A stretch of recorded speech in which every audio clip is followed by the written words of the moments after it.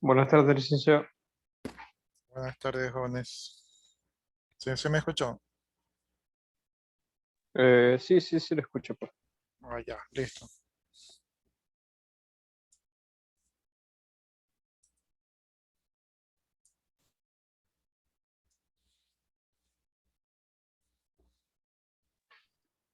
Profe, una consulta. Sí, le escucho. Eh, ¿Sabe hasta cuándo va a estar caída la página? Qué buena pregunta. Ya. Déjeme configurar algo aquí. Ya, le comento que no sé. Licenciado, buenas tardes. Sí, ¿cómo están, jóvenes? Buenas tardes. Le comento que no sé por qué se cayó, pero cuando se cae, generalmente pasa caída como 3 días o algo así. Sin embargo, me parecería que la razón por la que se cayó, me parecería es como que no se ha pagado la mensualidad del hosting o algo así, porque el mensaje que sale, y déjenme revisar, el mensaje que sale dice la cuenta ha sido suspendida. Entonces se refiere a la cuenta de nosotros, o sea, como los que alquilamos el sitio. ¿Sí? Entonces es como que si la cuenta ha sido suspendida es posiblemente porque no se ha pagado los valores. Buenas tardes. ¿Sí? ¿Cómo están, Entonces no jóvenes? han pagado el host. Digo yo, ¿Qué porque estaba diciendo, profe? de qué otra manera usted le suspende la cuenta si no es cuando usted no ha pagado? Entonces yo pensaría que es por falta de pago y que seguramente, no sé, ahí tienen que revisar. Sí, profe, porque un amigo que también su universidad trabaja con Moodle, no se le cayó la página, siguen usándola normalmente. Claro, es que recuerden ustedes que el Moodle, me parece que Moodle, si no me equivoco, es gratis. Ya. Y lo que nosotros tenemos es Moodle instalado en un sitio. El sitio es pago. O sea, para que el sitio tenga la capacidad de aguantar todas nuestras conexiones y almacenamiento, el sitio tiene que ser pagado. Y en este caso, ahí el mensaje que dice es cuenta suspendida. Entonces, Sí, cuenta suspendida y eso. Yo sí me asusté cuando vi esa vaina. claro, uno pensaría que es la cuenta de uno la que está suspendida, pero Profe, miren, ¿y cuánto tardaría miren, o en resolverlo? sea, yo me imagino que esto es cuestión de pagar. Ahora, si usted paga hasta que los routers se actualizan, me imagino yo que puede ser 1 o 2 días. Entonces, no debería demorar mucho. Ahora, la otra posibilidad que puede estar ocurriendo es de que el administrador del sitio haya bajado todos los servicios para que nadie ingresen porque estén trabajando en algo nuevo en la plataforma. ¿Sí? Y por lo tanto no quieren que los usuarios accesen Un porque mantenimiento más a fondo. ¿sí? Pero, profe, pero cuando hubo mantenimiento, sí salió el mensaje de este mantenimiento Moodle o algo así, cuando hubo ese mantenimiento que mencionaba Y eso es anteriormente. porque bajan servicios específicos del Moodle, o sea, están trabajando en Moodle, pero es- están bajando ciertos servicios. Pero aquí parece que fuera a través del proveedor. Entonces, yo sospecho que es porque no se ha pagado. O la Yo también, otra, yo creo que también es la primera, porque ahí se especifica que es esta cuenta la que está suspendida. ujú, entonces yo sospecho que es eso. O tal vez el administrador del sitio tenga la potestad de poder bajar el sitio para poder hacer algún mantenimiento de un grado superior. Pero solo lo puedo suponer, o sea, realmente no sé cuál es la razón. Entonces, la mayoría de las veces que se ha caído, estas caídas han durado 3 días así. Generalmente se caen un día viernes y aparecen un día lunes. Buenas tardes, Pero profe. yo espero que se resuelva rápido porque me falta dar la lección con usted y aparte subir unos deberes. Sí, ahora no sé si ustedes les envié al grupo, pero han cambiado el calendario académico y prácticamente esta sería la última semana de clases, porque la semana que viene es para la exposición de los proyectos PIS. Entonces, quiere decir que ustedes solamente tienen entre esta y la otra semana para ponerse al día en todo, lo que incluye es dar la lección. Ahora, el tema de la lección que yo les puse allí y no les he explicado es opcional. O sea, se supone que ustedes cuando den su proyecto PIS, la nota del proyecto PIS va a reemplazar la lección. Pero como yo no tengo en mis manos el documento que me indica de que si mi materia va a recibir los 3 puntos del proyecto PIS, no. Entonces yo por eso he puesto la lección, cosa que si es que yo tengo que poner una Nuevo nota, aviso, mejor dicho. si yo tengo que poner una nota, pongo la nota de la lección. Y si no tengo que poner la nota de la lección queda allí para la historia. Profe, Ahora, ¿y qué pasa si que alguien, aparte de que el proyecto PI hace la lección y saca no, un mejor puntaje en la lección que en el proyecto PI? va la nota del proyecto PIS. Mm. La única razón por la cual no va la nota del proyecto PIS es que las autoridades del proyecto PIS indiquen que a esta materia no le corresponde reemplazar la nota del proyecto PIS. Y como no se me ha informado formalmente si esta materia abarca o no el área de conocimiento del proyecto PIS, entonces yo estoy, digamos, siendo precavidos poniéndoles la lección. Ya, ahora, ¿por qué a ustedes sí les conviene hacer la lección y sí les conviene hacer la lección bien? Primero, porque si ustedes no reciben la nota del proyecto PIS, ya tienen la nota de la lección y obviamente mientras más alta, mejor. Segundo, porque cuando ustedes dan la lección, el examen va a ser prácticamente el mismo estructura de la lección, no las mismas preguntas, la misma estructura. Entonces ustedes ya, si lo que sacan en la lección es más o menos lo que van a sacar en el examen. ¿Sí? Y tercero, les sirve para estudiar para el examen, ¿no? Aunque se hacen todos los cuestionarios, también les sirve para estudiar para el examen. Entonces, tienen varias ventajas a por allí. Entonces, sí les conviene a ustedes hacer la lección, aunque lo más probable es que la nota quede en el aire y no se la vaya a utilizar.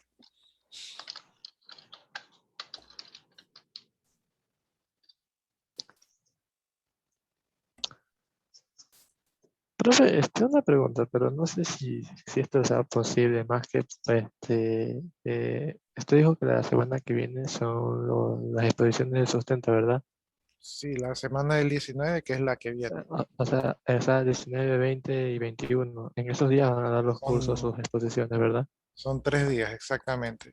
Yo quisiera saber si yo pudiera, digamos, ser como un espectador en la exposición de otro curso, o no es posible.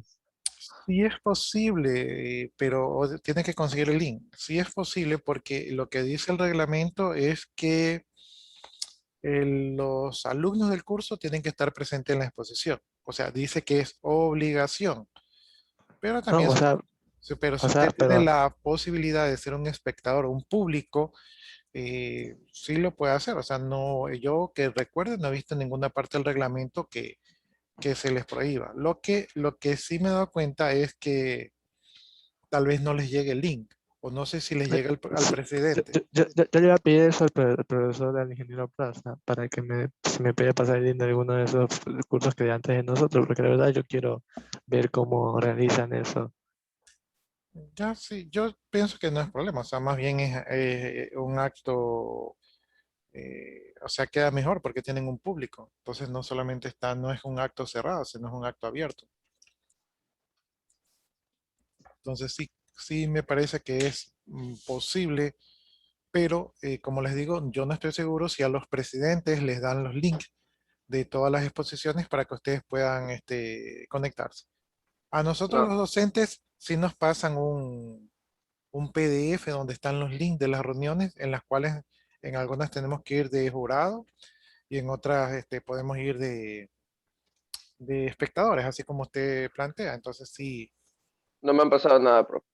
ya, pero, o sea, normalmente estas cosas ocurren así a última hora, porque todo es así armado a última hora. O sea, todo. Aquí en el instituto, digamos que podemos decirle una política, así como estábamos hablando de las políticas de la empresa, una política cultural del instituto que no digo que es buena, pero que sí digo que ha ocurrido, o sea que tampoco puedo decir que no existe, es de que las cosas se informan a última hora. Esto nos obliga a estar a la expectativa y al corre-corre. no digo que lo hacen a destiempo, pero sí digo que lo hacen a última hora. Entonces esa política o esa cultura se ha visto en el instituto y lo más probable es que para el día viernes o el día sábado recién estén enviando los horarios y ese tipo de cosas. Entonces, por ejemplo, ahorita nosotros todavía no conocemos cuándo nos toca exponer, solamente sabemos el día. Entonces es como que van aflojando. A ver, hay un evento, luego dicen, este evento comienza tal día, luego dicen, hay que hacer el reporte tal día, luego dicen, hay que exponer tal día, pero todo lo van soltando de poquito en poquito porque es como que lo van armando al vuelo. ¿Sí? Y eso, eh, esa es la cultura, no es buena. No es buena porque eso quiere decir que la gente está con el estrés, con la expectativa. Si es que ocurre un evento, si ocurre algún obstáculo de última hora, es muy posible que no se pueda hacer mucho con esos obstáculos y eso no es bueno de un buen administrador de proyectos. Sí, pero es nuestra realidad que nos toca vivir porque también como nada es perfecto, también nosotros estamos sujetos a reglas y disposiciones de las autoridades de última hora o eventos así que ocurren a última hora y hay que tratar de ajustarse de la mejor manera posible. Entonces, como les digo, lo más probable es que se lo entregue todo, pero a última hora, ¿no? No a destiempo, pero sí a última hora. Profe, y con esa formulario de evaluación a los maestros, ¿qué hacen en la gestión?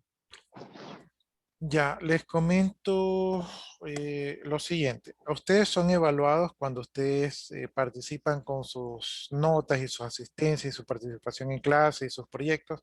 Todo eso es evaluado al alumno. Sin embargo, dadas las disposiciones de nuestro ente regulador, que es la CENESIC, también los docentes tienen que ser evaluados, ¿no? Para ver que se está dando una buena calidad de enseñanza, ¿no? O sea, hay que saberlo, ¿no? Y quién mejor que los alumnos para saber para tener una idea si los docentes están cumpliendo con su parte. Entonces, eso que usted habla de la evaluación, que también me parece que empieza el día lunes y que también recién nos informaron oficialmente hoy día.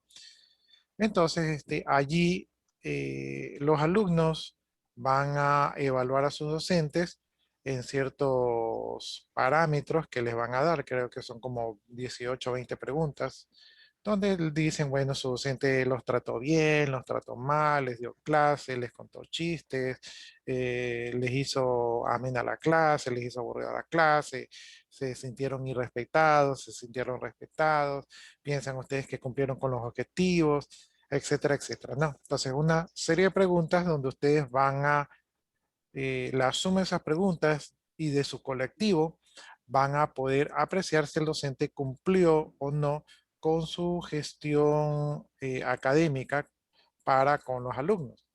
Ahora, ustedes no son los únicos que evalúan. Hay inspectores que de repente van a tener acceso a las clases que ya tenemos grabadas y entonces ellos van a evaluar y van a ver cómo se manejó el docente con respecto a los cursos y a la metodología y ellos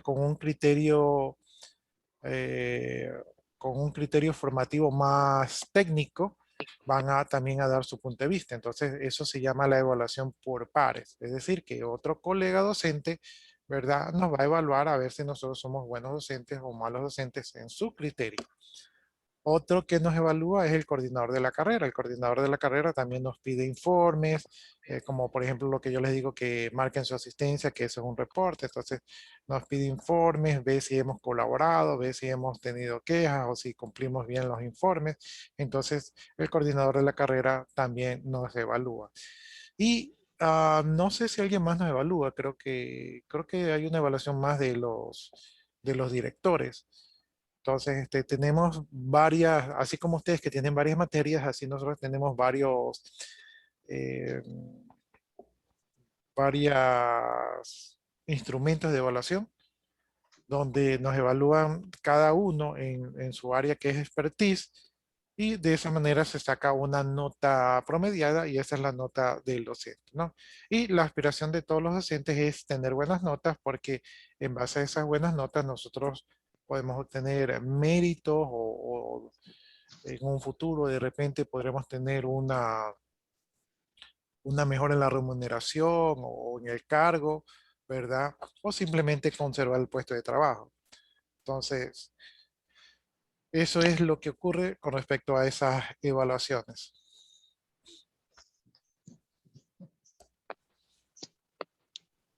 Yo, disculpe, Ya, entonces ahí espero haberles contestado todas sus dudas. licenciado, Que la escucho. una pregunta. Lo que pasa es que quería saber a qué materias se pueden dividir los puntos que uno obtiene una vez que ya da el proyecto. Ya, el departamento de investigación, que me parece que es el que está manejando los proyectos PIS, ellos hacen una evaluación, o no sé si ustedes mismos hacen una evaluación de su proyecto, y entonces ellos evalúan qué conocimientos de las materias ustedes utilizaron para hacer su proyecto, ¿no? Entonces, si ustedes, por ejemplo, hicieron una página web que está en inglés, entonces ellos dirían, ah, como utilizaron el inglés, entonces ellos, los puntos del proyecto PIS tienen que ir a la materia de inglés. Si aparte que ustedes hicieron su palabra en inglés, también pusieron allí principios matemáticos, porque es una página informativa de modelos matemáticos, entonces dicen, ah, ve, también pusieron allí conocimientos de las matemáticas. No, sí, aparte de eso, ustedes desarrollaron su página web, aunque esto no ocurre, pero digamos que la hayan desarrollado en lenguaje C. Ah, ve, también utilizaron los conocimientos del lenguaje C.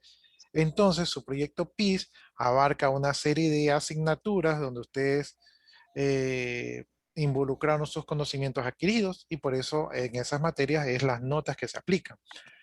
Pero eso es lo que yo les digo que a mí formalmente no se me ha dado, ¿verdad? ¿En qué porcentaje participa mi asignatura con respecto a sus proyectos? Y por eso es que para yo no llevarme una sorpresa, que me digan que no, es que el proyecto PIS no abarcó análisis y diseño de sistemas, cosa que yo lo dudo, pero si me llegan a decir eso, entonces yo digo, ah, bueno, tengo la nota de la lección.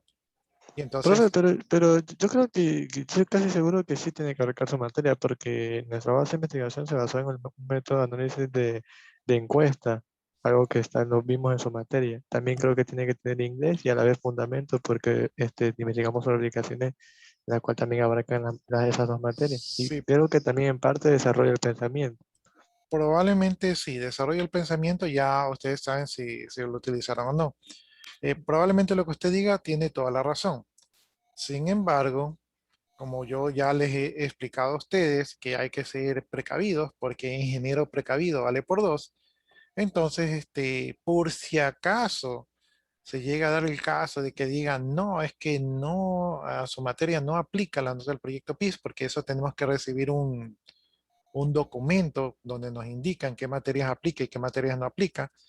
Y como yo no he recibido ese documento, entonces yo, para no quedarme en el aire, por si acaso en un supuesto no consentido de que mi materia no participe, entonces yo ya tengo la nota de la lección. Por eso les digo, hagan la nota de la lección, háganla bien, probablemente no se aplique a su nota práctica, que es la que reemplaza el proyecto PIS, pero está allí por si acaso. Entonces, si eso llegase a pasar, yo simplemente no me estreso y cojo la nota de la lección y pongo la nota de la lección y no ha pasado nada. Todos felices. Pero O sea, pongamos que yo no haga eso y que luego cuando ya sé pasar las notas, que me parece que es hasta el 6 de mayo que se puede subir las notas, y yo no he pasado las notas y me hace falta la nota de la lección y yo me toca pedir permiso para tomar la lección cuando ya estamos fuera del periodo académico. Entonces me meto yo allí en un problema y me estreso y de paso tengo que procesar las notas a última hora. Entonces yo no quiero pasar por ese proceso y dado que aquí la cultura del instituto es de que todo se entrega, como quien dice, en el último minuto, así como Misión Imposible, que se detiene el reloj en el último minuto, así. Entonces, yo lo que he hecho es un plan de contingencia que es ponerles la lección y si no se usa la nota, igual yo ya tengo la estructura de la lección, me puede servir para otro curso. Y también porque yo tengo que, entre las responsabilidades que tengo como docente, tengo que entregar el formato de lo que sería la lección, aunque no la haya tomado. Entonces, sí necesito ese modelo de la lección. Entonces, me conviene por todas estas razones tener la lección a no tenerla. ¿Sí?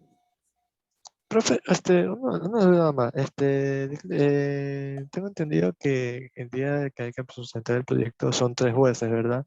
2 son docentes de la institución y uno es un especialista, uno no es especialista en investigación, ¿verdad? Sí, si no me equivoco, es así como usted lo dice. ¿Y cómo, digamos, cuál es en sí la función del profesor de investigación, digamos? ¿Qué él va a ver en el proyecto? El profesor de investigación, dependiendo de quién le toque, pero la mayoría son personas muy metódicas. Eso quiere decir que van a ver todos los errores como errores gramaticales, errores de sintaxis, errores de forma, es decir, el título no puso la letra correcta, no puso el espacio correcto, no puso aquí el nombre, no puso aquí el título, el párrafo no contiene los 250 caracteres, el tipo de letra le puso Arial y era Times Roman, por acá me utilizó letra chiquita, por acá en el título de la figura la puso en la parte de arriba y era abajo, acá en la tabla no le puso el título. em, el párrafo no tiene la idea, no pusieron cuáles fueron los métodos de investigación que se aplicaron, no especifican cuál es el tamaño de la muestra, no coincide las conclusiones con los objetivos, no han desarrollado la idea y cosas así. Eso hace el de investigación. El de investigación va a dedicarse un poco a la forma y al contenido y también le va a dar mucho énfasis en cómo ustedes aplicaron la investigación. ¿Sí? Y O sea que ese fue más duro.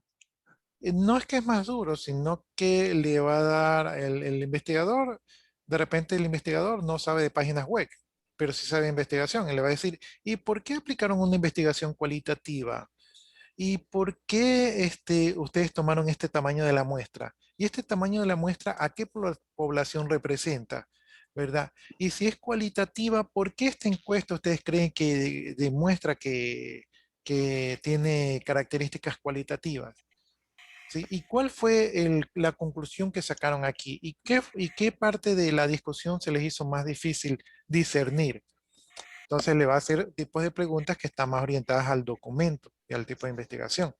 Mientras que el técnico le va a decir, ¿y por qué utilizaron la base de datos MySQL? ¿Y por qué utilizaron Python y no Django?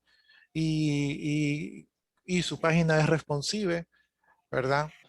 Y ya averiguaron cuánto vale un servicio de hosting y ese tipo de cosas. O sea, les va a hacer preguntas más técnicas. Entonces, han hecho una mezcla de los investigadores más los técnicos para que ustedes sean evaluados en todos esos campos. Pero siendo que hay 2 investigadores, muy probablemente los 2 investigadores se van a orientar un poquito más en la parte formal, en la parte de la documentación y de la investigación y de los resultados. Profe, pero tengo entendido que lo que es los documentos en sí ya tenía que haber sido enviado y creo que ya fue revisado, ¿verdad?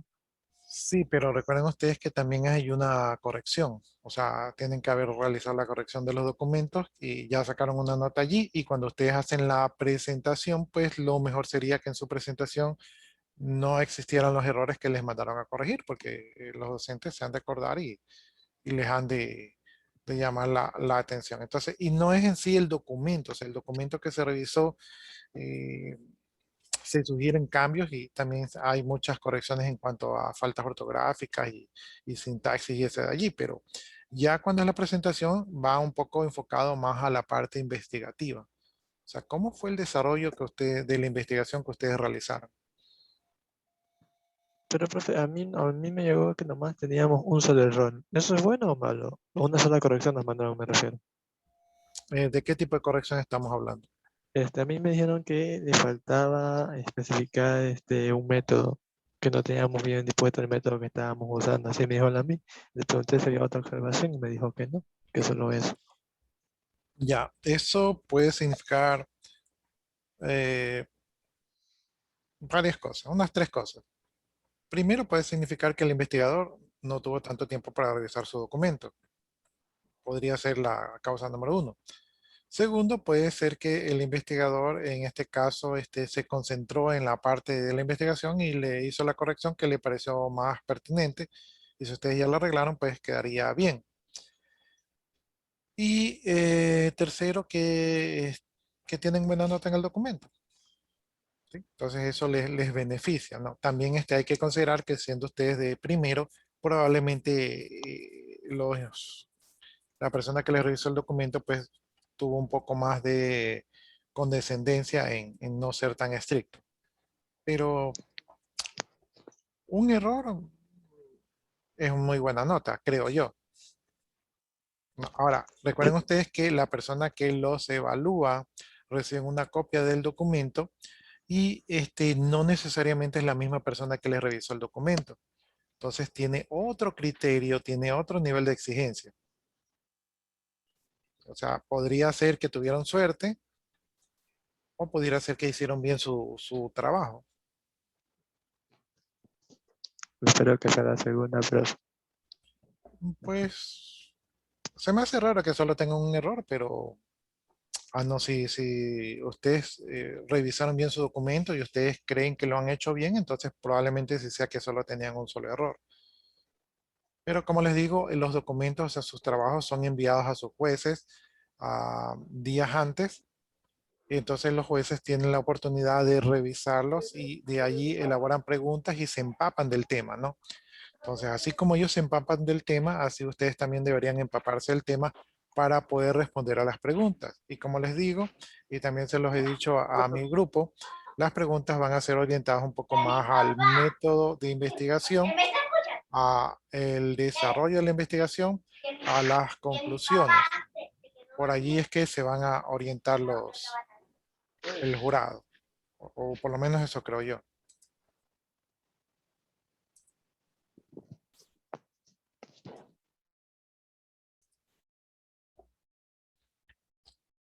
Bueno, entonces si no hay más inquietudes, nosotros retomamos nuestra materia.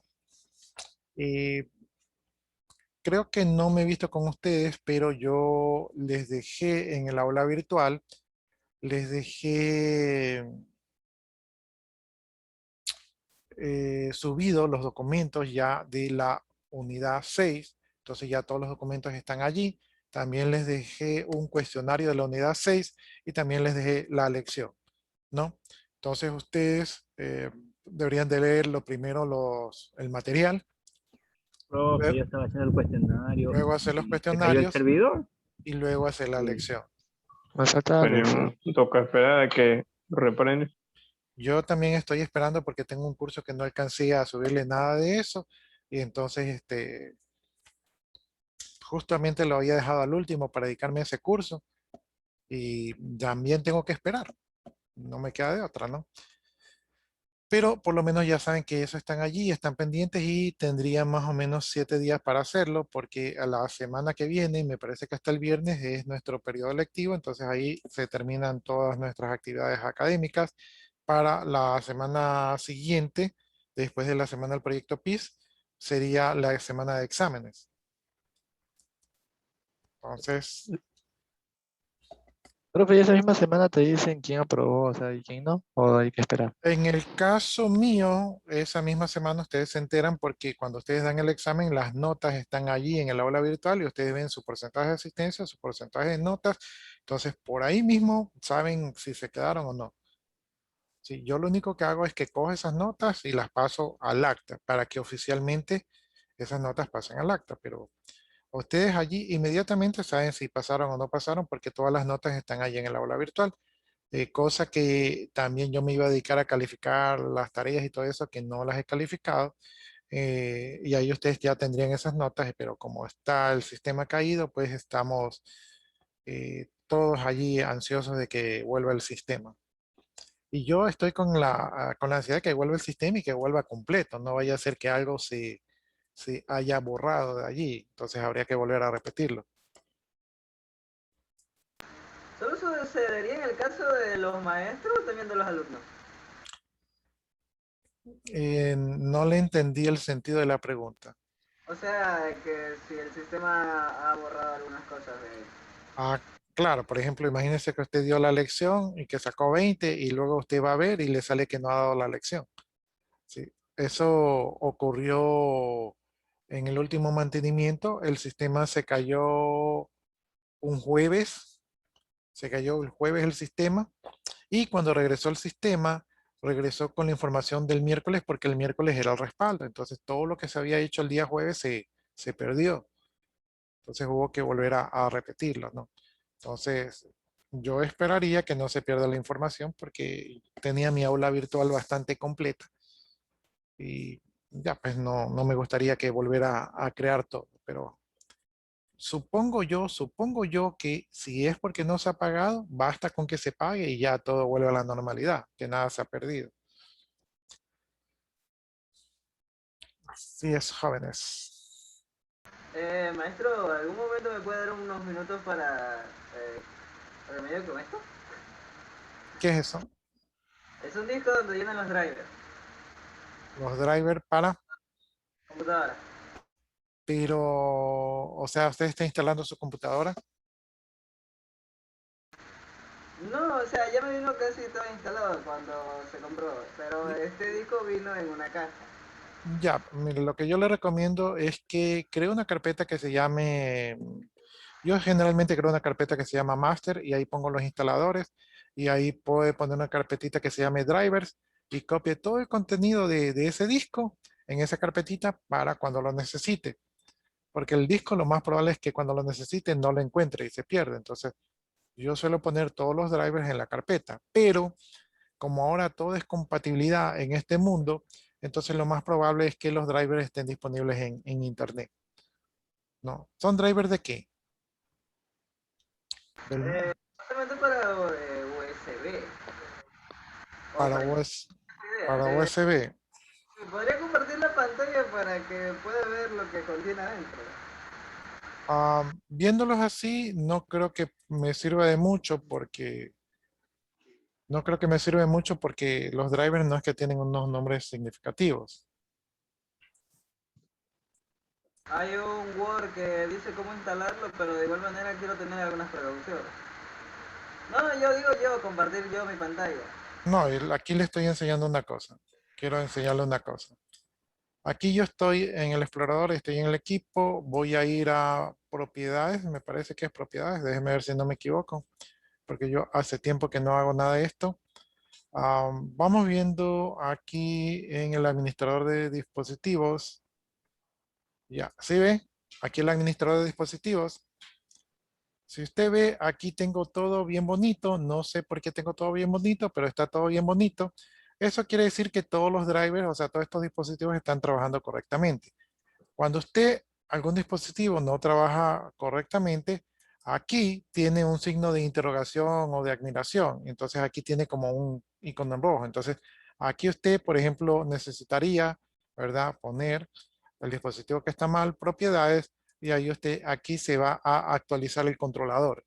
Y ahí lo va a buscar en el disco duro, ¿no? Entonces aquí usted pone actualizar y ahí se lo busca Windows o lo busca usted manualmente y ahí puede encontrarlo.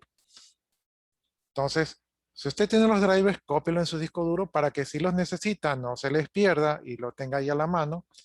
Pero si usted tiene su máquina así bonita, como esta de aquí, que no tiene ningún error, entonces todos sus drivers están instalados y todos sus dispositivos están funcionando correctamente. ¿Sí? Mientras no le dé dolores de cabeza, usted dése por atendido. ¿Sí? Entonces yo aquí no tengo, generalmente uno tiene ciertos drivers que no se actualizan, que necesitan los discos y los drivers de fábrica, pero en este caso está todo instalado. ¿Sí? Entonces guárdelo, pero solo eso, guárdelo nada más. Si su máquina no los necesita, pues a veces usted le instala unos drivers nuevos y más bien la máquina comienza a fallar. Y lo más probable es que su computador tenga los drivers más actualizados que los que tienen ese disco duro. No lo creo. A pesar de ser Windows 10 Pro, no lo creo. A veces, como les digo, ya los sistemas operativos vienen con bastantes drivers que son compatibles. Entonces no los necesita. En la mayoría de los casos no los necesita, ¿no? A veces cuando son, no sé, una tarjeta de red o tarjeta de video que tiene características especiales, ahí sí se necesita actualizar los drivers para que funcionen a su 100%. Bueno, entonces si no hay más preguntas, jóvenes, entonces avancemos para nuestro destino final, que sería esta semana. O sea, hoy y mañana serían prácticamente las últimas clases. Yo creo que la otra semana también tenemos clase, pero bueno, pero sí hemos avanzado bastante. Entonces, con lo que hemos avanzado, yo ya estoy tranquilo porque sí, prácticamente sí logré terminar todo el programa de estudio. Bueno, habíamos visto la importancia de hacer énfasis en la interfaz de usuario, ¿verdad? Habíamos visto que tenemos interfaz humana y la interfaz del sistema. Habíamos visto de los requerimientos de información, algo de eso, y habíamos entrado, ¿verdad?, al diseño de informes, donde yo les había indicado que esa clase la tuvimos así de manera informal porque no tenía la computadora, ¿no? De hecho, todavía no tengo la computadora y por eso es que no tengo la cámara. Entonces, y no me conecto del teléfono porque entonces estaría utilizando doble consumo de datos y podría hacer mi conexión más lenta, lo cual en estos momentos no me conviene. Bueno, entonces aquí estamos en las convenciones de los diseños de informes.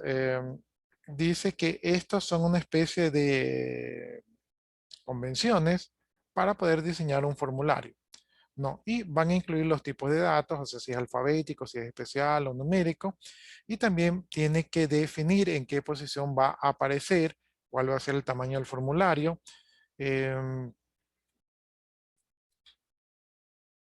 y los datos que están en los formularios tienen que estar organizados de una manera consecutiva, de tal manera de que todo esto ayude a la captura de la información. Recuerden ustedes que parte de un buen sistema es que su información sea correcta. Y para que su información sea correcta, la captura de la información debe de ser lo suficientemente amigable e intuitiva para poder capturar una buena información, ¿no? Ya, entonces aquí habla que la mayoría del diseño de software pues tiene convenciones estandarizadas para poder diseñar formularios y pantallas, ¿no? Además que también hay interfaces que ustedes pueden diseñar en sus sistemas que son del tipo arrastrar y soltar. Esto de aquí dice que va a permitir seleccionar los atributos con el ratón como un bloque de direcciones para después soltarlos en la pantalla donde deseamos colocar, ¿no? Esto se está refiriendo a ciertas herramientas que permiten diseñar los formularios. Por ejemplo, el Visual Basic, aunque ahorita creo que ya no es tan popular Visual Basic, pero por ejemplo tenemos también C#, que ese todavía se utiliza. Entonces nosotros lo que hacemos es que cogemos un control, ¿verdad? Y lo arrastramos a la pantalla a la posición que queremos y entonces así vamos haciendo el diseño de la pantalla. Por eso yo les decía que hacer el prototipo del diseño de la pantalla es sumamente rápido y fácil y nos puede ahorrar muchos dolores de cabeza, ¿no? Bien, entre las convenciones de diseño de informes tenemos lo que es el WYSIWYG, no sé si lo pronuncio bien, ¿verdad? Y esto tiene que ver con un método que dice que lo que se ve es lo que se obtiene, ¿no? Entonces, nosotros hacemos formularios, ¿verdad? Que visualmente son como los formularios reales y cuando hacemos los formularios reales tienen que ser igual que el diseño. O sea, estamos como, si le ponemos al usuario que va a tener 4 botones, en el formulario final tiene que tener los 4 botones. O sea, no podemos mentirle. Ya, dice que la información es constante, es decir, que va a permanecer igual cada vez que se imprime el informe, ¿no? Entonces, la información no puede cambiar. O sea, si yo imprimo el informe una vez y luego lo imprimo por segunda vez, tiene que ser el mismo informe. El título del informe y todos los encabezados de las columnas se escriben con información constante. Es decir, que nuestros informes van a tener encabezados y columnas que van a tener la misma información. Eso incluye el nombre de la organización, el nombre del usuario, el nombre del reporte. Eso me parece que lo mencionamos en la última clase. La información variable es la información que puede variar cada vez que se imprime el reporte, como por ejemplo el número de transacciones. Puede ser que un informe en la mañana, un informe de la tarde, el número de las transacciones varíe. También va a variar la fecha y hora de emisión del informe. También puede variar el usuario que imprimió el informe. Entonces, esa es información que puede ser variable. Ya dice, en nuestro ejemplo, cambian las cifras de ventas en miles de dólares y por ende se indica como información variable, ¿no? Entonces, seguimos avanzando con respecto a el proceso de diseño de una interfaz de usuario. Dice, el diseño de la interfaz de usuario requiere de una buena comprensión de las necesidades del usuario. Para esto ustedes lo tienen a través de las entrevistas y luego del análisis de la información. Hay varias fases y procesos de diseño de la interfaz del usuario, algunos de los cuales son más demandados que otros dependiendo del proyecto. Es decir, hay muchos métodos y ustedes dependiendo de su proyecto van a aplicar el uno o el otro. La ingeniería de requisitos tiene que ver con la elaboración de una lista de los elementos funcionales requeridos por el sistema para que cumpla con los objetivos del proyecto y las necesidades de los potenciales usuarios.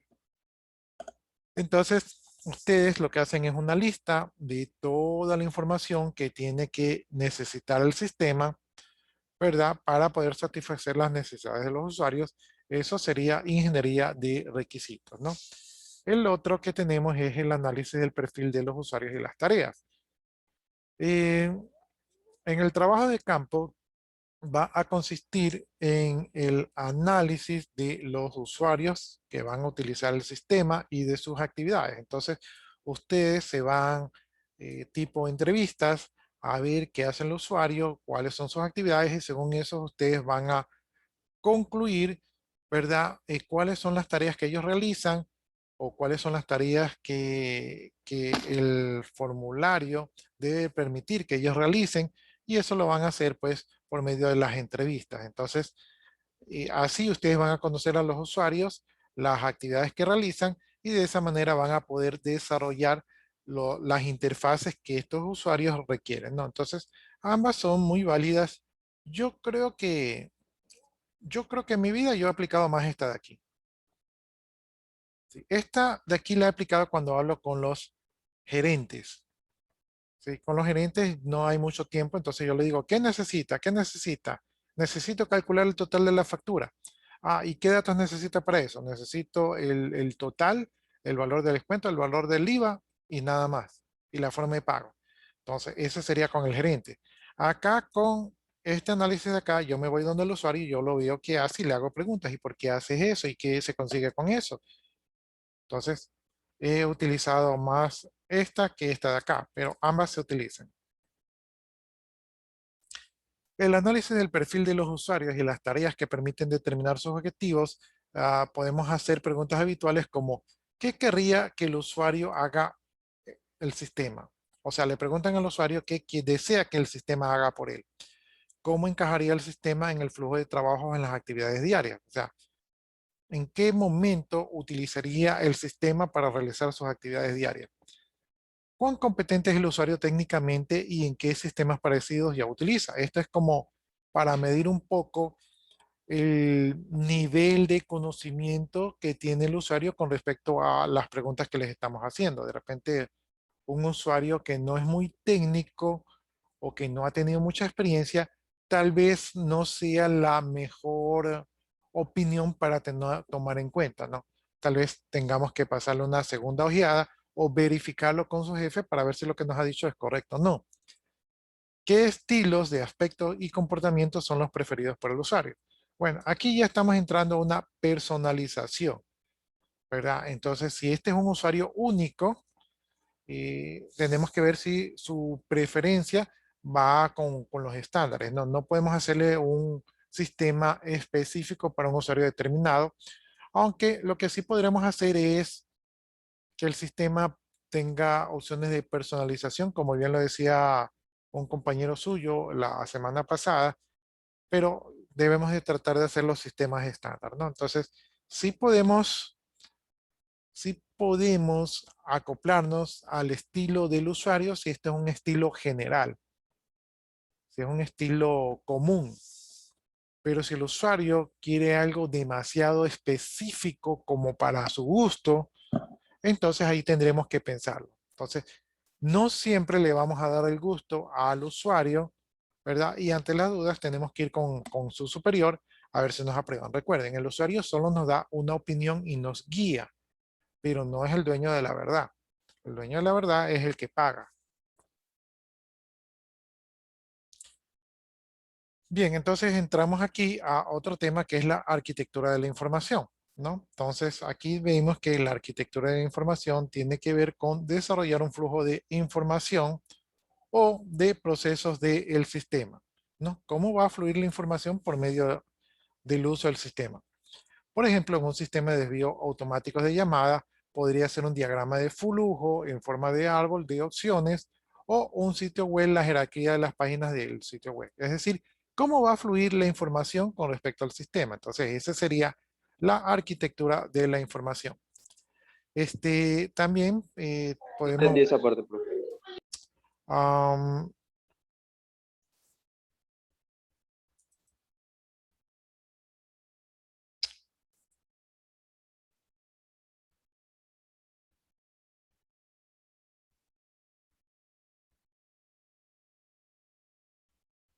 Déjenme ver si aquí encuentro algo que nos pueda ayudar.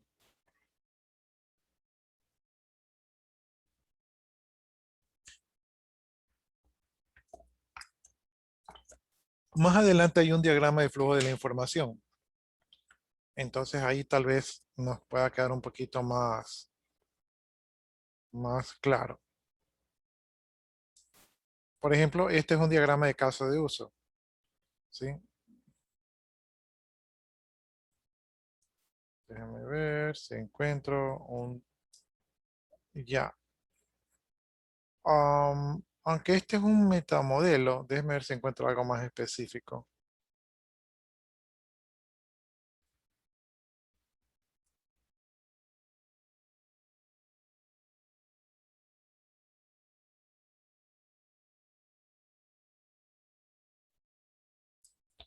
Ya déjeme...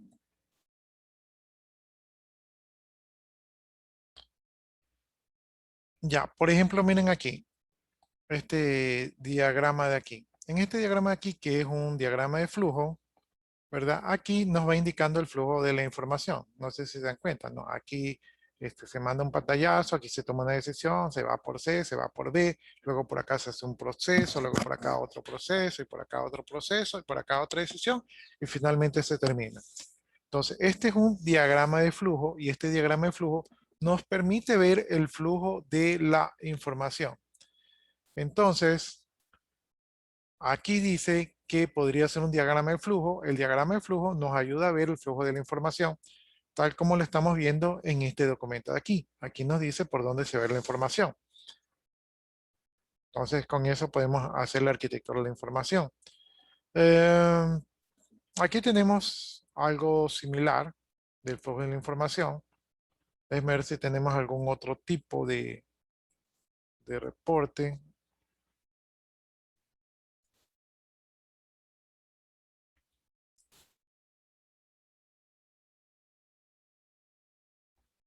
Ya, miren, aquí tenemos un diagrama de secuencias, que tal vez lo vamos a ver más adelante. Entonces, aquí tenemos una persona y aquí tenemos diferentes etapas del proceso de la información.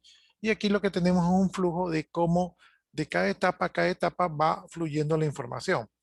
Entonces, eso es lo que nos dice el documento. La arquitectura de la información nos permite ver cómo la información va a fluir con el uso del sistema, ¿no? Entonces aquí están las etapas y aquí está el flujo de la información mediante el sistema. Lo podemos hacer con un diagrama de flujo. Aquí tenemos un diagrama de secuencias.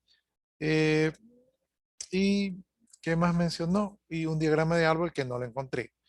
Creo que por aquí más adelante, déjenme ver si más adelante, no, más adelante creo que vemos un diagrama de árbol. Entonces, allí nos quedaría un poco más clara esa idea.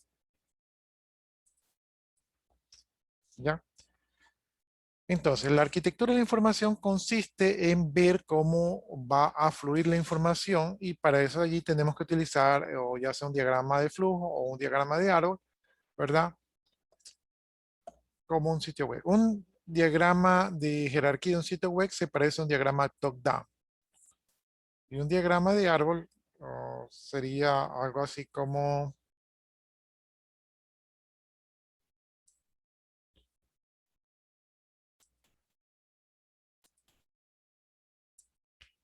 un diagrama de árbol sería algo así como un nodo raíz.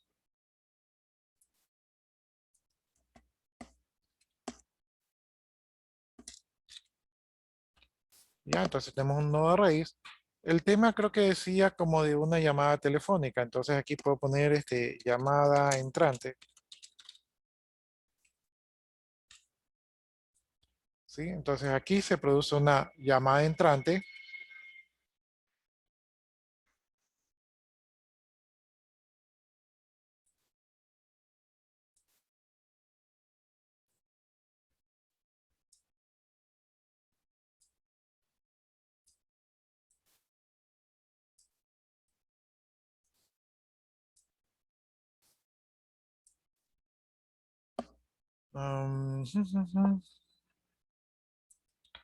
Ya, entonces en la llamada entrante podemos ir por aquí o por acá, ¿no? Entonces, por aquí puede ser servicio técnico.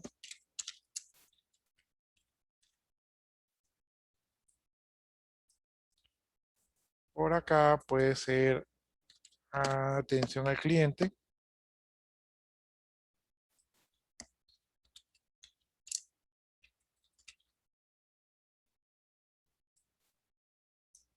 ¿Ya? Entonces, miren, aquí va fluyendo la información. La llamada entra y puede ir al servicio técnico o atención al cliente. En el servicio técnico puede ir por aquí o por acá. Y puede ir por aquí o por acá. Y así vamos armando nuestro diagrama de árbol, ¿no? Entonces aquí, por ejemplo, puede ser servicio técnico, problema de red. Entonces es un problema de red por aquí. Y por acá, problema, vamos a ponerle computadora.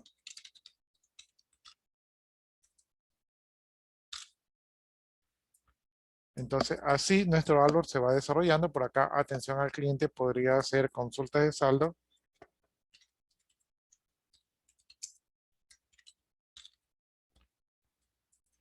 Y por acá puede ser pagos de servicios. Puedes ponerle nuevos servicios. Entonces, este aquí sería un diagrama de árbol. Entonces, aquí este diagrama de árbol nos permite ver el flujo de la información. Y como nosotros ya sabemos cómo va a fluir la información, esto nos va a permitir diseñar mejores interfaces. ¿Sí? A eso es lo que se refiere. Entonces, ya vimos diagramas de flujo, ya vimos diagramas de secuencia, que vimos uno por allí. Y en este caso estamos viendo un diagrama de árbol que no lo encontramos. Entonces ya aquí lo están conociendo. Es un grafo. No sé si ahí les quedó claro esa duda.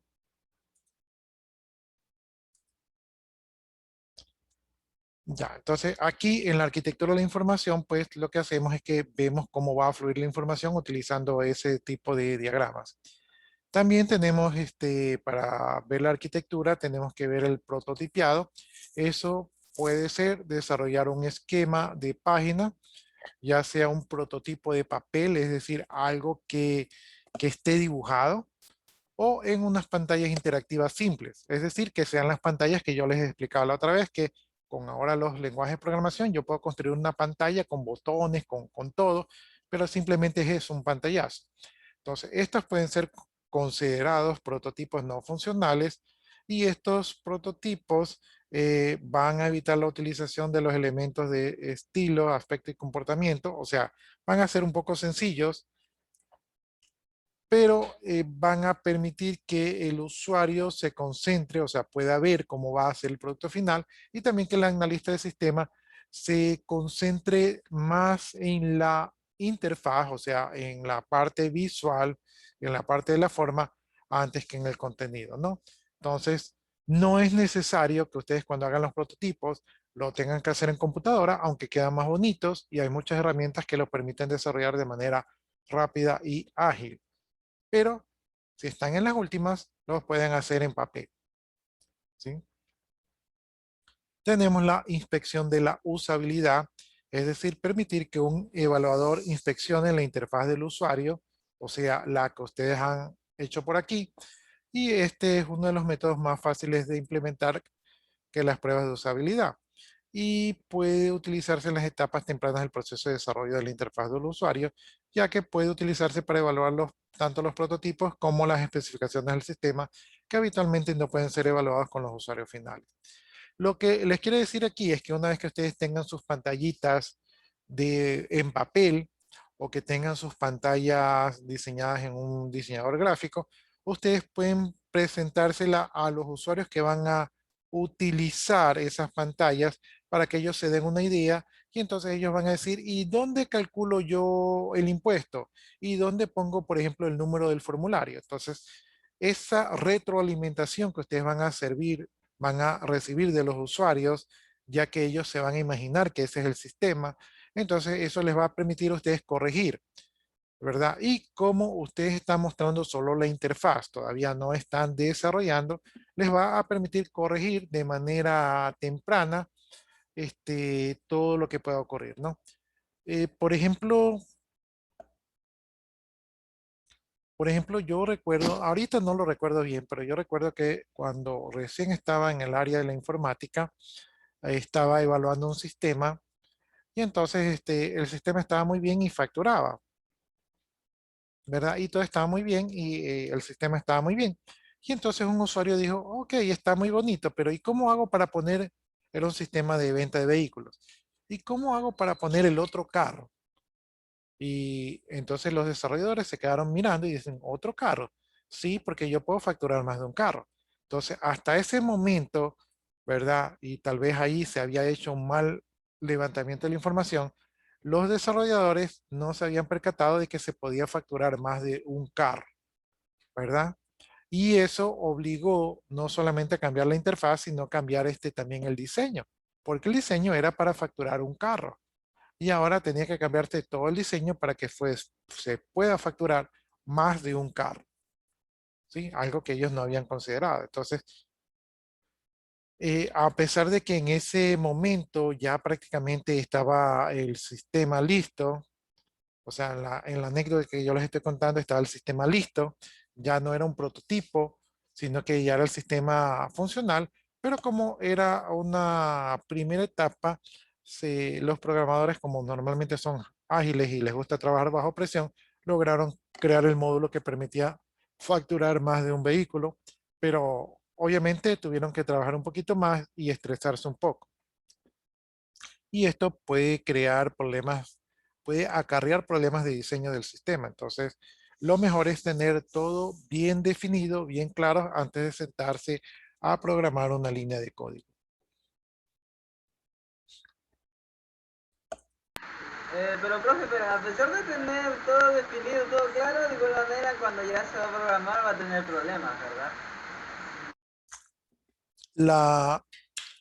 La razón por la cual vemos análisis y diseño de sistemas y que estamos viendo la metodología es tratar de reducir al máximo esas malas sorpresas. Entonces, si usted usa una metodología y la aplica bien, lo más probable es que no tenga esos problemas. Ahora, en la práctica, podría decir yo que es inevitable no tenerlos, o sea, siempre los va a tener, pero tener muchos problemas puede terminar en la pérdida del proyecto, ¿sí? Entonces usted tiene que tratar de reducir al máximo. Y para tratar de reducir al máximo hay que hacer un buen levantamiento de la información, un buen análisis y un buen diseño del sistema. Es la mejor manera de tratar de evitarlo. Siempre hay cosas que cambian o algún ajuste que hacer, pero si usted ha hecho bien esas primeras etapas, son mínimos y son fáciles de ajustarse. ¿Sí? En este caso, la anécdota que yo les estoy contando no es un error tan fácil. O sea, ese error se produjo por un mal levantamiento de la información. ¿Sí? Los que levantaron la información asumieron que solo se podía facturar un carro y jamás le preguntaron al usuario si se podía facturar más de un carro. Entonces, fue un error en el levantamiento de la información.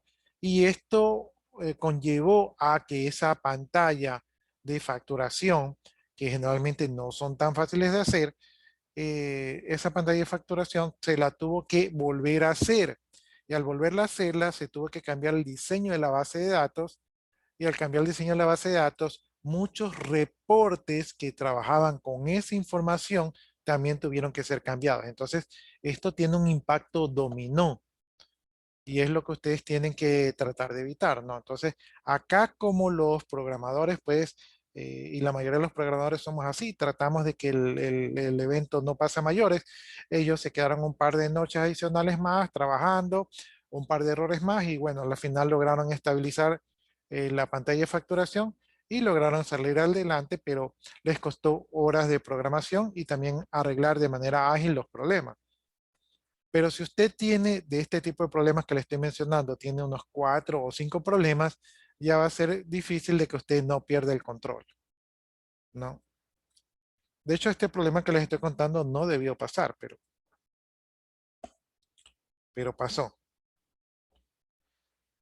Bien, aquí vamos a hablar de las pruebas de usabilidad. Entonces se prueba uno o varios de los prototipos con el usuario real, porque el usuario real es el que nos va a dar la retroalimentación, y con frecuencia utilizando una técnica denominada protocolo de pensar en alto.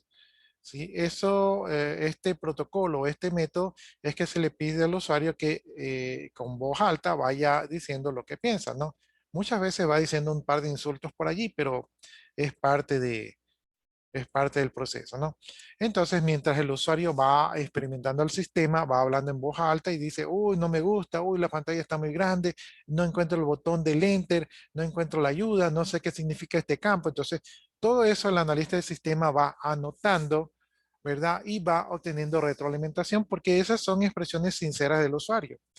¿Sí? Entonces ahí usted tiene que ver, no encuentro la ayuda, hay que ponerle el logotipo de ayuda aquí, ¿verdad? O no sabe qué significa este campo, hay que poner una descripción al campo, ¿verdad? O de repente dice, pero aquí me pide el nombre, aquí me pide la dirección y acá abajo me pide el apellido, como que no tiene lógica. Entonces todo eso ustedes van anotando. Y entonces el diseñador, que son ustedes, va a entender cómo el usuario percibe el sistema, ¿verdad? Y va a ver si el usuario pues se le facilita la vida o si de repente se le va a complicar la vida con ese diseño, ¿no? Entonces hay que hacer las pruebas con el usuario como ya les indiqué. Diseño de la interfaz gráfica del usuario, entonces la realización final del diseño con todos los elementos de estilo, o sea, ya con los estilos, con el aspecto y el comportamiento de la interfaz gráfica de usuario, la GUI, ¿verdad? Este de aquí es como cuando ya tenemos la pantalla más adelantada, puede basarse en los elementos desarrolladores de las fases anteriores. Es decir, en las fases anteriores, pues ya habíamos definido, habíamos hecho las pruebas, entonces ya este diseño de interfaz gráfica del usuario ya tiene una base más fuerte. Entonces, todo lo anterior ha sido refinado para resolver los problemas de usabilidad que se encontraron en las fases de prueba de usabilidad. Entonces, aplicamos aquí todo lo que los usuarios nos han dicho y ya podemos aquí tener una interfaz que, que sea más cercana al producto final. Y obviamente, pues aquí esta interfaz involucra que ya exista algo de programación para poder validar los funcionarios o para establecer los enlaces o acciones requeridas, ¿no? Entonces, Aquí ya tenemos la interfaz del usuario ya más desarrollada y también podemos poner validaciones para que el usuario también pruebe las validaciones y también para determinar el flujo de información que va a tener este formulario.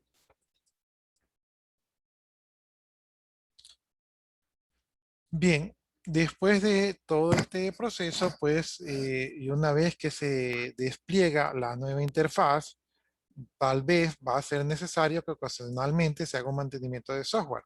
Eso que yo les comenté podría ser considerado como un mantenimiento de software, pero ese no era mantenimiento porque el software no era funcional. Un mantenimiento es cuando ya es funcional y hay un pequeño error, una pequeña cosa, un adicional que se le pone. Ese sería un mantenimiento. Entonces, estos mantenimientos buscan resolver los bugs. ¿Qué son los bugs? Problemas que pueden estar escondidos, que pueden haberse pasado por alto en la etapa de revisión y depuración, ¿no? Entonces son pequeños errores que uno los va encontrando y los va arreglando. Entonces el sistema, pues una vez ya que está implementado, se va adaptando, se va actualizando conforme se les va dando el debido mantenimiento. Una vez que se decide actualizar la interfaz y el sistema heredado va a volver a requerir un nuevo proceso de diseño, va a ser necesario repetir las distintas fases del ciclo de vida de la interfaz, ¿no? Entonces, si ya la interfaz que ustedes ya le han dado mantenimiento y que ya tiene uso, se va a cambiar por algún otro nuevo proyecto u actualización, se debe de volver a pasar por todo el proceso que acabamos de pasar. Entonces,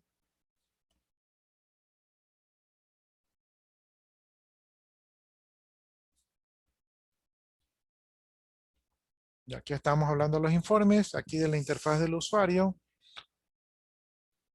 Y aquí estamos hablando de la arquitectura de la información, de los prototipos de papel, de la inspección de usabilidad, de las pruebas de usabilidad, del diseño de la interfaz gráfica y finalmente de la programación informática que es requerida para darle mantenimiento al software. Ya, yo pensaba que se me había acabado la lámina. Ya, entonces hablemos ahora de la presentación de la información. La manera como se presenta la información va a afectar a la organización, ¿sí? Por ejemplo, la disposición de la información, el alineado, el agrupado, las etiquetas, la localización, ¿verdad? Todo eso va a ser importante al momento de diseñar los informes. También la visualización de los objetos gráficos y la codificación de la información, es decir, abreviaturas, color, tamaño, forma, claves visuales, etcétera, etcétera, van a estar determinados por 7 atributos. Los atributos de la información presentada van a representar los aspectos estáticos de la interfaz y pueden ser considerados como la apariencia de la interfaz. Los atributos detallan las recomendaciones ofrecidas por el estándar. Cada una de estas recomendaciones se va a enlazar con cada uno de estos atributos. Entonces, básicamente aquí lo que les dice es que el diseño de los informes es importante cómo se dispone la información y este tipo de cosas, porque debe ser estandarizado. O sea, si yo siempre pongo los títulos en la parte de arriba, centrado, con un tamaño de letra, no voy a tener unos informes de esa manera y otros informes de repente con el título abajo en letra chiquita y alineado a la derecha. Tiene que existir un estándar. Bien, los atributos de la presentación son la claridad. Es decir, el contenido de la información tiene que ser presentado en forma rápida y precisa. Eso es claridad. Discriminabilidad. La información visualizada puede ser distinguida de forma precisa. Entonces, sus reportes tienen que obedecer a estos atributos. Concisión. Los usuarios no son sobrecargados con información irrelevante. Eso ya lo mencionamos anteriormente, donde cada reporte tiene que tener su propósito y no tiene que tener ni más ni menos de lo que necesita. Consistencia. El diseño es único conforme a las expectativas del usuario. Ya les dije yo que el diseño tiene que ser estandarizado, ¿verdad? Y que no debe estar cambiando cada rato. Detectabilidad. La atención del usuario es dirigida hacia la información necesaria. Entonces, cuando hacemos un informe, ese informe va a dar una información y esta información tiene que ser rápidamente localizada por el usuario. Legibilidad. La información es fácil de leer, ¿no? Entonces, ustedes ponen la información de manera que sea fácil de leer. Por ejemplo, si ustedes tienen cantidades muy grandes, pueden utilizar abreviaciones para que sean más fáciles de leer. Comprensibilidad. El significado es claramente inteligible, no ambiguo, interpretable y reconocible. Es decir, que se comprende de manera fácil, no hay símbolos raros, no hay métodos de lectura extraños ni nada de eso. O sea, esto tiene que ser lo más fácil, lo más sencillo para el usuario. ¿Sí? Si el usuario les pregunta qué es esto, probablemente tengan algo que depurar allí. Bien, hasta ahí, jóvenes. ¿Preguntas?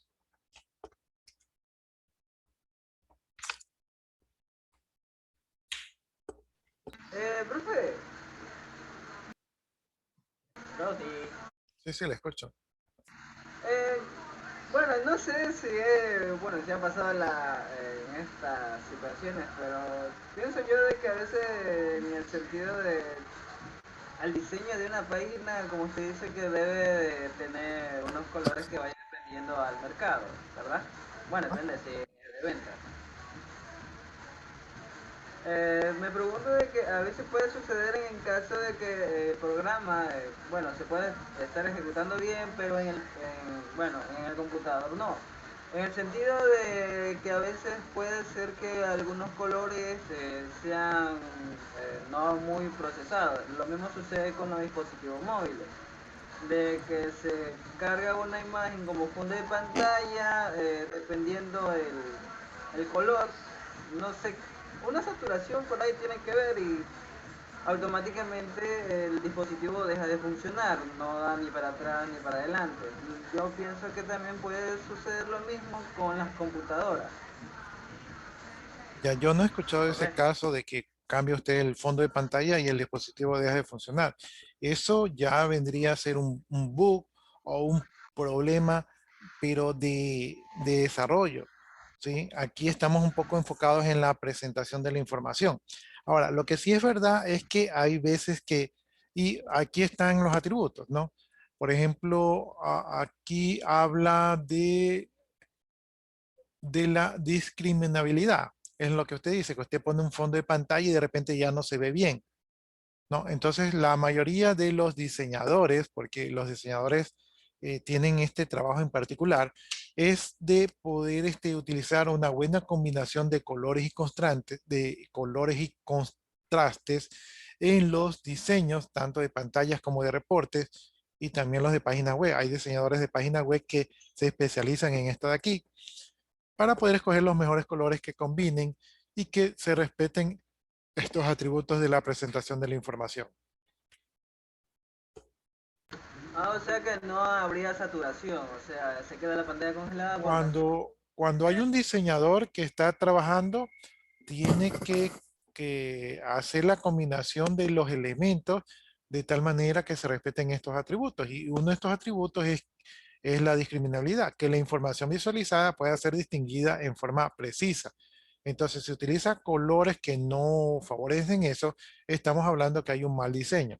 Y justamente estamos viendo esto aquí para que ustedes puedan hacer buenos diseños. Ahora, el punto que usted dice de que si pone un fondo de pantalla el sistema no va ni para atrás ni para adelante, eso ya es un problema en el desarrollo del software. O sea, porque no estamos hablando que no se ve bien, estamos hablando que no funciona bien. Es como otro problema. Son como dos cosas diferentes y separadas.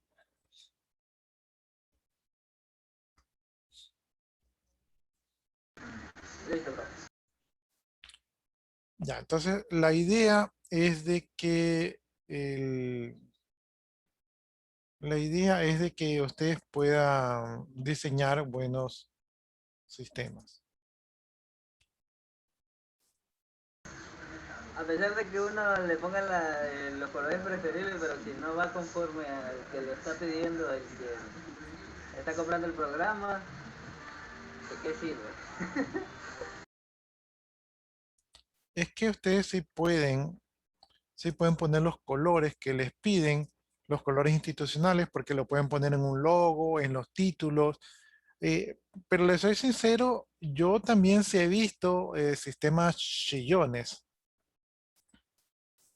Sí he visto sistemas chillones y la verdad que pueden ser buenos sistemas, pero esos colores así feos que usan son como que no da ganas de usarlo. O sea, Como un rojo con negro si dan ganas de usarlo, licenciado.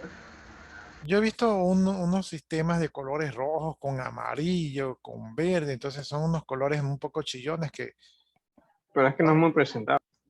sí, entonces por eso yo les digo, yo la mayoría de los sistemas los utilizo con los colores estándar que vienen en el lenguaje de programación, porque esos son colores neutros, son colores ya que se ve que tienen buenos contrastes y este tipo de cosas. Entonces no ahondo mucho en cambiarlo por allí. Entonces los colores, pero por determinado es, pongamos 00FF00, ¿verdad?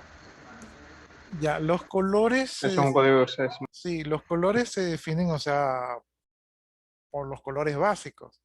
Pero dentro de los colores básicos, hay unos colores que en los lenguajes de programación usted los puede definir por los 3 colores básicos y hay una combinación que va de 0 a 255 donde usted pone cuánto de, la verdad que no me sé bien los colores básicos, pero cuánto de verde, cuánto de magneta y cuánto de, no sé si es amarillo o azul, ¿verdad? Usted define y esa combinación de los 3 valores crean un color básico. Y también, como bien lo dijo sus compañeros, puede obtener los colores, o sea, una mayor modalidad de colores en formato hexadecimal.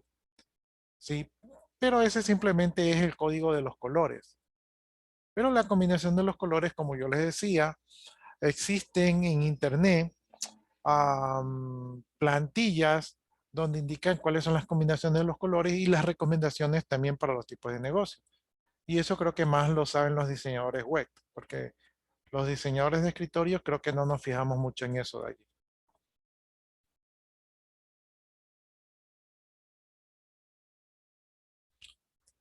Ya, entonces, continuando con los estándares de diseño de interfaces, vamos ahorita a ver lo que es el caso de uso, ¿verdad?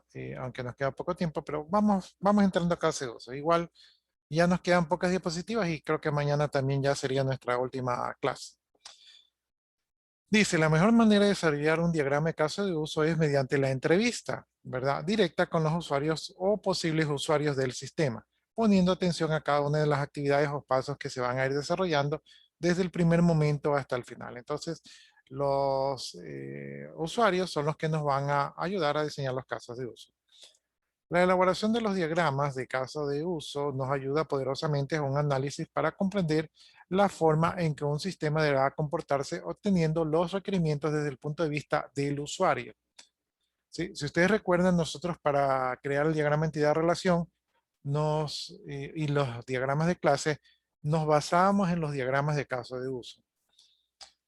En todo caso de uso siempre hay un actor que inicia y hay otro actor que puede ser el mismo que inicia el caso de uso o puede ser otro diferente que recibirá algo por parte del sistema. Entonces, un caso de uso es una interacción de un individuo con el sistema. Bien, la elipse representa el caso de uso, ¿verdad? Entonces aquí tenemos que esta elipse de acá va a representar el caso de uso. Las figuras de los extremos izquierdos y derechos son los actores que intervienen. Entonces aquí tenemos el actor 1 y acá tenemos el actor 2.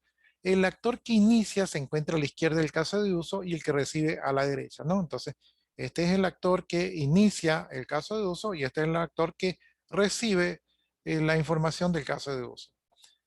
El actor que aparece justo debajo de él y el nombre del caso de uso aparece ya sea dentro de la elipse o justo debajo de ella, ¿no? Entonces, el nombre del actor aquí está, aparece debajo de él y el nombre del caso de uso aparece dentro de la elipse como aquí está o a veces debajo de ella, ¿no?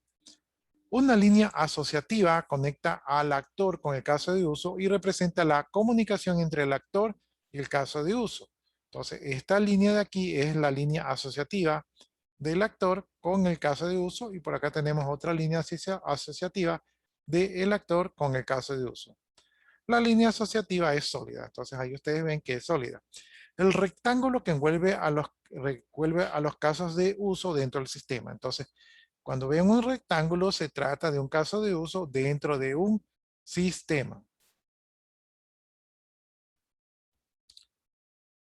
Bien, dice, a continuación se muestra un caso de uso que, aunque en primera instancia podría parecer complejo, realmente no lo es. Una vez que se comprende el significado de cada uno de los símbolos utilizados, los cuales se explican posteriormente uno a uno, ¿no? Entonces, aquí tenemos un caso de uso. Todo esto está en un rectángulo, por lo tanto, todo esto ocurre dentro de un sistema. Tenemos como actor el cliente. Por acá tenemos al mismo cliente, por acá tenemos al representante del proveedor, por acá el mismo representante del proveedor, por acá tenemos un recolector y por acá el mismo recolector. Y aquí tenemos los casos de uso que son compra de gaseosa, comprar un vaso de gaseosa, reabastecer un punto de extensión, llenar los compartimientos. Por aquí tenemos otros símbolos como exhibir el interior, cubrir el interior. Por acá reabastecer de acuerdo a las ventas, por acá recolectar el dinero, exhibir el interior, cubrir el interior, ¿no? Entonces, este es un ejemplo de un caso de uso. En el diagrama de ejemplo, dice un aspecto importante que se ha utilizado es la inclusión, que permite volver a utilizar los pasos de un caso de uso dentro de otro caso de uso. Veamos la leyenda y luego vemos el diagrama. Dice, esto significa, según el ejemplo mostrado, que tanto reabastecer como recolectar el dinero son casos de uso que incluyen siempre otro conjunto de pasos que son correspondientes a exhibir el interior y cubrir el interior. Esto es así porque siempre que se requiera reabastecer una máquina de gaseosas o recolectar el dinero, el contenido de la máquina inevitablemente se iniciará mediante la apertura de la máquina y se finalizará con el cierre de la máquina, ¿no?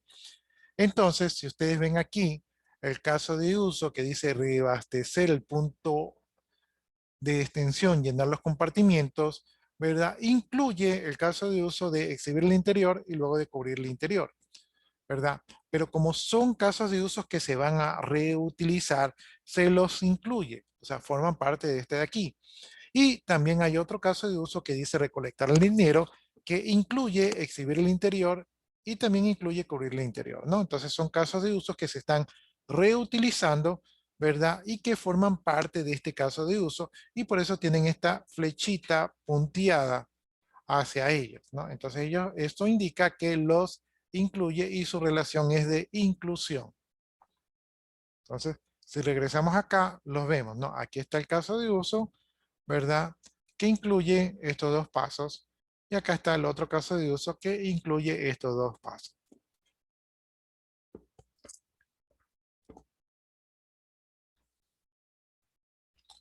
Bien, dice aquí, se han utilizado líneas descontinuadas en punta de flecha que se dirigen hacia las clases dependientes, es decir, exhibir el interior y cubrir el interior son dos clases dependientes. O sea, son las clases que vienen a incluirse dentro del caso de uso que las está llamando. Este tipo de flechas son el símbolo que representa la inclusión en la nomenclatura UML que nosotros ya vimos, ¿verdad? Justo sobre la línea se ha agregado una palabra que se utiliza para, para revelar la relación de inclusión existente entre los casos de uso vinculados. Estas palabras deben ponerse precisamente sobre la flecha o a un lado de la línea si esta fuese vertical o incluso debajo de la línea si el espacio de trabajo obliga a ello. Y debe ser bordeada por dos pares de paréntesis angulares.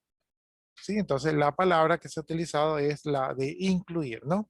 Entonces este sería nuestro formato del caso de uso que tenemos aquí. Entonces aquí está la inclusión, ¿verdad? Esta es la clase dependiente, esta clase formaría parte de este otro caso de acá y tenemos las palabras incluir con los paréntesis angulares. ¿Hasta allí tienen alguna pregunta? O sea, licenciado, que la flecha va por todos los lados, ¿verdad? O sea, si se refiere a que en nuestros diagramas por todos lados usamos flechas, podríamos decir que sí, si es que esa era su pregunta. Pero en este caso, la flecha señala al caso de uso que forma parte de este caso de uso. O sea, no iría, pongamos, una flecha que apunta a uno y la otra flecha que apunta al otro. No, porque son casos de usos dependientes. No. Ya vamos a ver que hay otros tipos de relaciones en el diagrama de caso de uso, pero en este caso, para la inclusión, solamente así.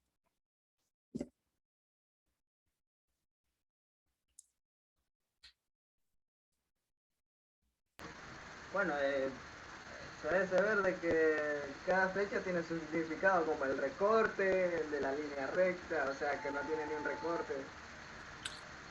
Claro, esta línea de aquí marca la relación entre el actor y el caso de uso.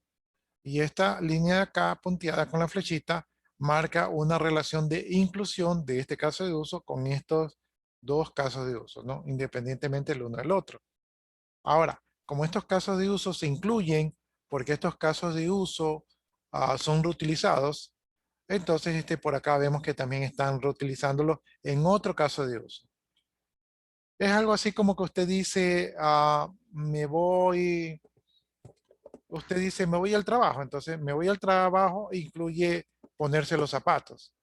Pero si usted dice, me voy a comer al restaurante, también incluye ponerse los zapatos. O sea, entonces son casos de uso que se reutilizan, o sea, se van a repetir. O sea, licenciado, ¿y la flecha que cómo se le podría llamar? Ya que la de acá es incluir. Ya, es que esta de aquí todavía no la hemos visto. Ya está aquí, ya la vemos mañana, porque ya ahorita ya no tenemos hora, ya no tenemos tiempo. Ajá.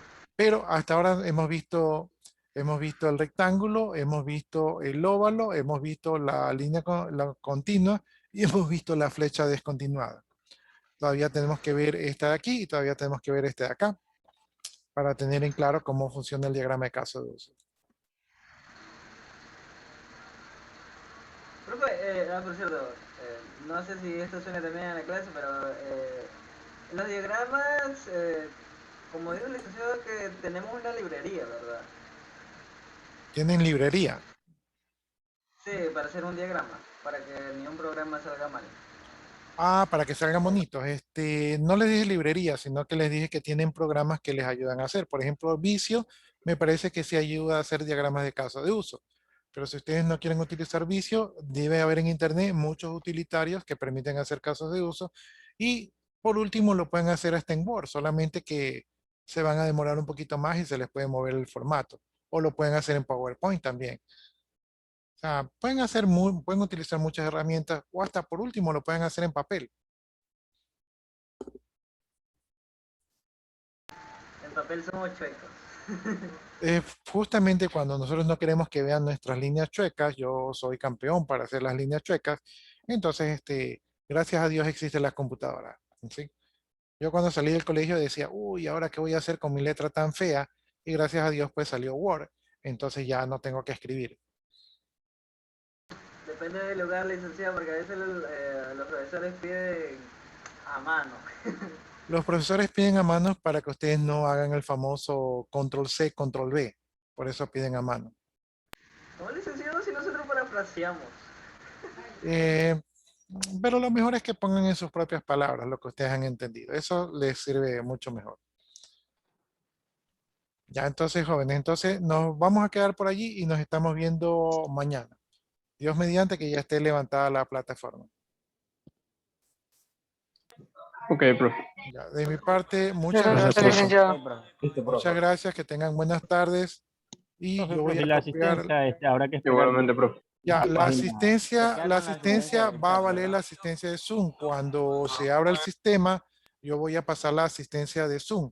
El día que tengamos asistencia, por ejemplo, no sé si ayer teníamos asistencia. ¿Me confirman eso de allí? Hoy día, mañana y el viernes. Hoy día, mañana y viernes. viernes, ¿verdad? Ya, si algún día de estos tenemos asistencia y el sistema no está habilitado, entonces yo elimino esa asistencia para que no les perjudique. ¿ya? Pero tenemos que estar pendientes de eso allí. Y hoy día vale la asistencia de Zoom. Entonces, las personas que no se conectaron hoy día van a tener falta, pero ya no es culpa, pues no. Ya es porque el sistema estaba caído. Corta el cuello. Fuertes declaraciones. Ya. Listo, jóvenes. Entonces, de mi parte, muy buenas tardes y nos vemos el día de mañana. Igualmente. les- Ok, profe, No, cuídese. no. Ya, gracias, jóvenes. Bien. Igualmente dice. Hacia la siguiente clase, chicos. Ya copié la asistencia, procedo a desconectarme, jóvenes.